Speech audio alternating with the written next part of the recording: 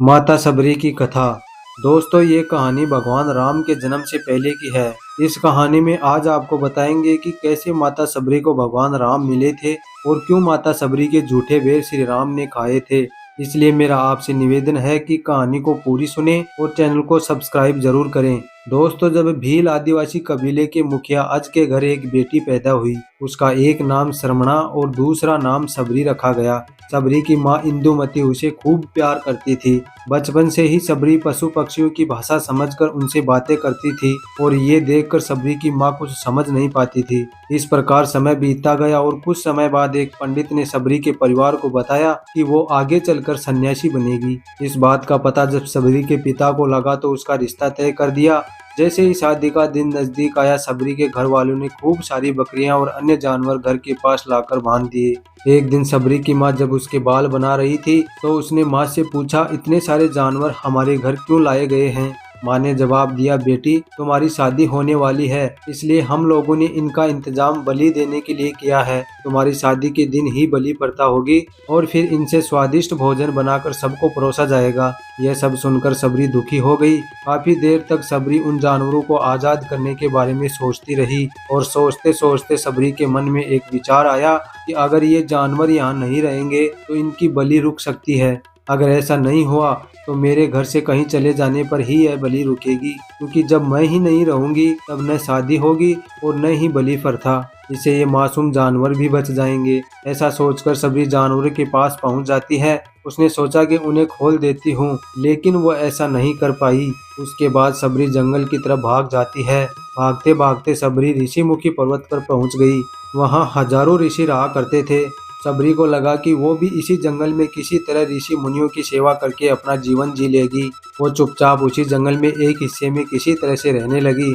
सबरी रोजाना ऋषि मुनियों की झोपड़ी के आगे झाड़ू लगाती और हवन के लिए लकड़ियां भी लाकर रख देती थी। ऋषि मुनियों को समझ नहीं आ रहा था कि जंगल में उनके काम अपने आप कैसे हो रहे हैं। एक दिन सबरी को किसी ऋषि ने देख लिया। उसे देखते ही उसका परिचय पूछा। जैसे ही सबरी ने बताया कि वो भील आदिवासी परिवार से संबंध रखती है तो उसे ऋषियों ने खूब डांट लगाई।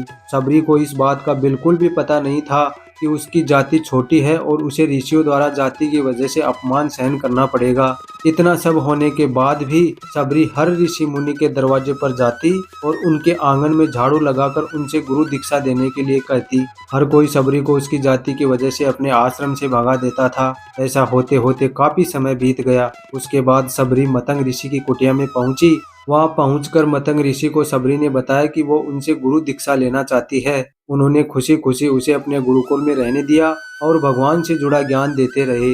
सबरी ने भी अपने गुरु मतंग ऋषि की सेवा करने में कोई कसर नहीं छोड़ी। वो गुरुकुल के भी सारे काम करती थी। सबरी से खुश होकर मतंग ऋषि ने उसे बेटी मान लिया था। समय के साथ मतंग ऋषि का शरीर बूढ़ा हो गया। उन्होंने एक दिन सबरी को अपने पास बुलाया और कहा, बेटी मैं अपना देह त्यागना चाह रहा हूँ। बहुत साल हो गए हैं इस शरीर में रहते रहते। सबरी ने दुखी मन से कहा, आपके ही सहारे मैं इस जंगल में रह पाई हूँ। आप ही चले जाएंगे तो मैं जीकर क्या करूँगी? आप अपने साथ मुझे भी ले चले, मैं भी देह त्याग दूंगी। मतंग ऋषि ने जवाब दिया, बेटी तुम्हें चिंता करने की जरूरत नहीं है।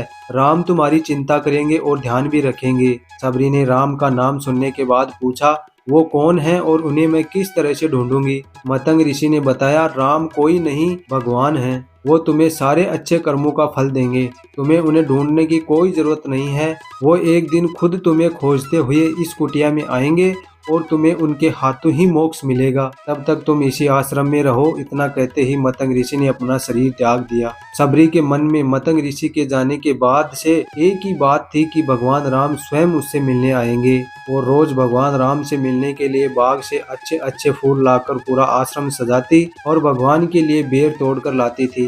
भगवान के लिए बेर चुनते हुए सबरी उन्हें चख लेती थी ताकि भगवान को सिर्फ मीठे बेर ही दे सके। रोजाना सबरी इसी तरह भगवान के दर्शन की आस में फूल और बेर इकट्ठा करती रहती थी।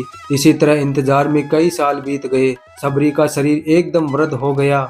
एक दिन आश्रम के पास के ही तालाब में सबरी पानी लेने के लिए गई। तभी पास के ही एक ऋषि ने उसे अछूत कहते हुए वहां से भागने के लिए कहा और एक पत्थर मार दिया। वो पत्थर जब सबरी को लगा तो उसे चोट लगी और खून बहने लगा। बहते हुए खून की एक बूंद उसी तालाब के पानी में गिर गई। तभी पूरा तालाब का पानी खून में बदल गया।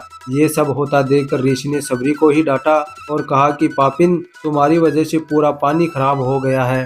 रोज ऋषि उस पानी को साफ करने के लिए अपनी कई तरह की विद्याओं का इस्तेमाल करते। कई सारे जतन करने के बाद भी कुछ नहीं हुआ। फिर उन्होंने गंगा जैसी कई पवित्र नदियों का जल भी उस तालाब में डाला, फिर भी तालाब का पानी साफ नहीं हो पाया और वो खून जैसा ही रहा। कई सालों तक तालाब के पानी को साफ करने की कोशिश के बाद भी कुछ काम नहीं आया तो ऋषियों ने थक कर सब कुछ छोड़ दिया। इस घटना के कई सालों के बाद भगवान राम अपनी पत्नी सीता के हरण के बाद उन्हें ढूंढते हुए उसी तालाब के पास पहुंचे। ऋषि मुनियों ने उन्हें पहचान लिया। भगवान को वहां देखकर ऋषियों ने तालाब का पानी साफ करने के लिए भगवान को अपने पैर उसमें डालने के लिए कहा। तब राम ने अपने पैर तालाब में रखे, लेकिन पानी जैसे का तैसा ही था। ऋषि मुनियों ने भगवान से भी कई अन्य जतन करवाए, लेकिन वो पानी खून जैसा ही रहा। तब भगवान ने ऋषियों से पानी के रक्त में बदलने की कहानी पूछी। तब ऋषि ने सबरी को पत्थर मारने वाली सारी बात बता दी। उसके बाद कहा कि वो महिला ही अपवित्र है, छोटी जात की है, इसलिए ये सब कुछ हुआ है। उसी वक्त भगवान राम ने कहा, ये सब आप लोगों के खराब वचनों से हुआ है। सबरी को इस तरह के शब्द बोलकर आप लोगों ने उसे नहीं बल्कि मेरे दिल को आघात पहुंचाया है। इसी के आघात की वजह से रक्त का प्रतीक यह तालाब का पानी लाल है। आगे भगवान राम बोले, कहाँ है वो महिला, मैं उनसे मिलना चाहता हूँ। लेकिन तब तक सबरी ही उस तालाब के पास पहुँच जाती है। इस दौरान सबरी के पैर को ठोकर लगती है और कुछ धूल उस तालाब में गिर जाती है, जिससे तालाब का सारा पानी साफ हो जाता है। भगवान सबसे कहते हैं कि देखिए, आप लोगों ने क्या कुछ नहीं किया, लेकिन पानी साफ नहीं हो पाया। अभी सिर्फ इनके पैर की थोड़ी सी धूल ने ही तालाब का पानी साफ कर दिया है। भगवान राम को सबरी पहचान चुकी थी। उन्हें प्रणाम करके सबरी ने कहा, भगवान आप मेरे साथ कुटिया में चलिए। भगवान भी खुशी खुशी सबरी के साथ चल पड़े। फूलों से सबरी ने भगवान राम का स्वागत किया। वो सीधे बेर तोड़ने के लिए बाग में गई और चक चक कर उनके लिए बेर लेकर आई। उन्होंने बड़े ही प्यार से भगवान राम और उनके भाई लक्ष्मण को बेर दिए। भगवान राम ने भी उतने ही प्यार से उन बेर को खाना शुरू किया। तभी बेर देखकर मुंह बनाते हुए लक्ष्मण ने कहा, भैया ये बेर झूठे हैं, इन्हें आप कैसे खा सकते हैं? भगवान ने जवाब दिया, लक्ष्मण ये झूठे नहीं बल्कि बहुत मीठे हैं। सबरी माई हम सब के लिए ये बहुत प्यार से तोड़कर लाई है। इतना कहकर भगवान राम प्यार से उन बेर को खाने लगे। भगवान ने जाते हुए सबरी माई से कहा, आप मुझसे जो चाहो वो मांग सकती हो। तब सबरी ने राम से कहा, मतंग ऋषि के कहने पर मैं आज तक सिर्फ आपके दर्शन करने के लिए जी रही थी। अब आप मुझे मोक्ष प्रदान कीजिए, मैं अपना शरीर आपके सामने ही त्यागूंगी। और उसी वक्त सबरी ने अपना शरीर त्याग दिया। भगवान राम ने अपने हाथों से उनका अंतिम संस्कार किया और सीता माँ की खोज में आगे बढ़ गए। इस तरह से ऋषि मतंग की बात सच साबित हुई और सबरी को भगवान राम के दर्शन भी हुए। तभी से भगवान राम को सबरी के राम भी कहा जाने लगा। तो दोस्तों, इस कहानी से हमें यही सीख मिलती है, मन में यदि सच्ची श्रद्धा हो तो भगवान जरूर मिलते हैं। इसलिए हमेशा ईश्वर के प्रति सच्ची श्रद्धा रखनी चाहिए। तो दोस्तों, आज की कहानी आपको कैसी लगी कमेंट करके जरूर बताना। और चैनल को अभी तक सब्सक्राइब नहीं किया है तो प्लीज चैनल को सब्सक्राइब जरूर कर लेना। जय श्री राम।